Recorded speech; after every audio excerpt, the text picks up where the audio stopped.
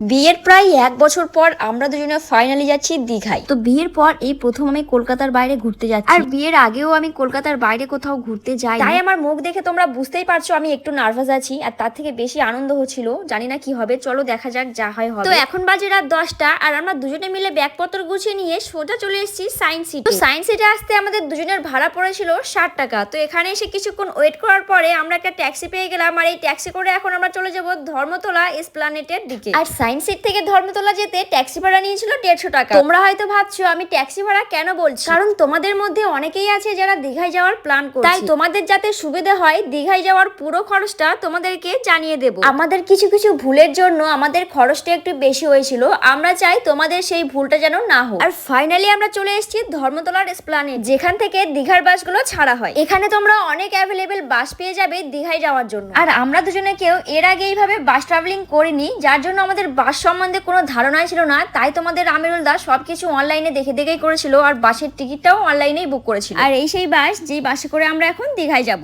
চলো একবার বাসের ভেতরটা তোমাদেরকে দেখিয়ে দিই। প্রথমত এটা হলো এসি বাস, আর বাসের দু সাইডের সিটগুলো ঠিক এরকম টাইপ, আরাম করে বসে যেতে পারবে। আর উপরের সিটগুলো হলো স্লিপার সিট, আর আমাদের বুক করা ছিল স্লিপার সিট। আর এই হলো আমাদের সিট। আর আমাদের দুজনের টিকিট প্রাইস পড়েছিল 1250 টাকা, যেটা অফলাইনের তুলনায় অনেকটাই বেশি। তাই তোমরা সবসময় অফলাইনেই টিকিটটা কাটার চেষ্টা করবে। আর আমরা দুজনে বাড়ি থেকে কিছু খেয়ে আসিনি, যার জন্য আমাদের অনেক বেশি খিদে পেয়ে গেছিল, তাই আমরা দুজনে তরকা রুটি খেয়ে নিলাম। এখানে আরো অনেক রকমের খাবার বিক্রি হয়, যেমন লুচি, ঘুগনি, চাউমিন, ম্যাগি, ডিম টোস্ট, আরো অনেক কিছু। তোমরা তোমাদের পছন্দ মতো কিছু খেয়ে নিতে পারবে। আমাদের তো খাওয়া হয়ে গেছে, আর সত্যি কথা বলতে তরকা রুটিটা একেবারেই ভালো হয়নি। আমরা এখন চলে এসেছি বাসের মধ্যে, আর এখানে আমরা বসে বসে আমাদেরই ব্লগ দেখছিলাম। আর আমাদের বাস ছাড়ার টাইম ছিল 12টা। আমাদের সিটে ছিল একটা পার্সোনাল টিভি, আর টিভিটাকে কন্ট্রোল করার জন্য একটা রিমোট ছিল, আর ছিল দুটো হেডফোন। আর এসিটাকে জোরে আসতে দেওয়ার জন্য এসির ঘাট ছিল, আর তার সঙ্গে ছিল একটা চার্জিং পয়েন্ট। এখন বাজে রাত 2টো, আর তোমাদের দাদা ভাইয়ের খিদে পেয়ে গেছে, তাই বাচ্চাদের মতো বসে বসে কুরকুরে খাচ্ছে। আর এদিকে বাসের মধ্যে আমার প্রচুর বোরিং লাগছিল, ঘুমাতে পারছি না, আর শুধু বসে বসে ভাবছি বাসটা কখন দীঘায় গিয়ে থামবে। যাই হোক, ভাবতে ভাবতে সকাল 6টায় এসে দীঘায় পৌঁছালাম। আর আমরা বাস থেকে নেমে সোজা চলে এসেছি সমুদ্রের ধারে। আর সমুদ্রের চারপাশের ভিউটা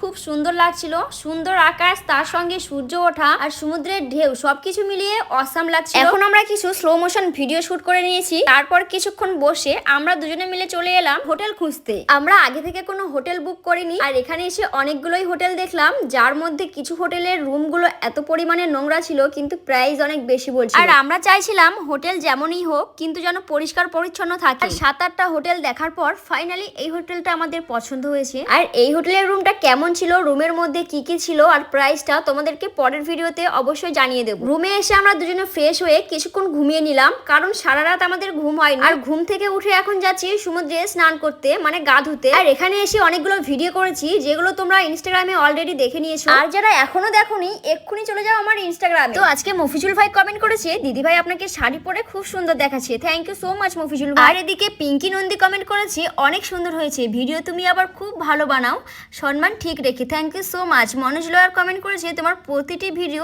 অনেক সুন্দর হয়। থ্যাংক ইউ সো মাচ তোমাদেরকে এত সুন্দর সুন্দর কমেন্ট করার জন্য। আর তোমরা যারা এখন আমার এই ভিডিওটা দেখছো, তোমরাও একটা সুন্দর দেখে কমেন্ট করবে, যাতে পরের ভিডিওতে তোমাদের নামটা নিতে পারি। আর দেখো, আমরা এখানে অলরেডি অনেক মজা করছি, আর আমরা ভিজে গেছি পুরো, অনেক ভালো লাগছে, আমি সেটাই বলছিলাম ভিডিওতে। যাই হোক, ভিডিওটা আমি এখানেই শেষ করে দেবো। সবাই ভালো থেকো, সুস্থ থেকো, আল্লাহ হাফেজ। ভিডিওটা কেমন হয়েছে অবশ্যই কমেন্ট করে জানিও।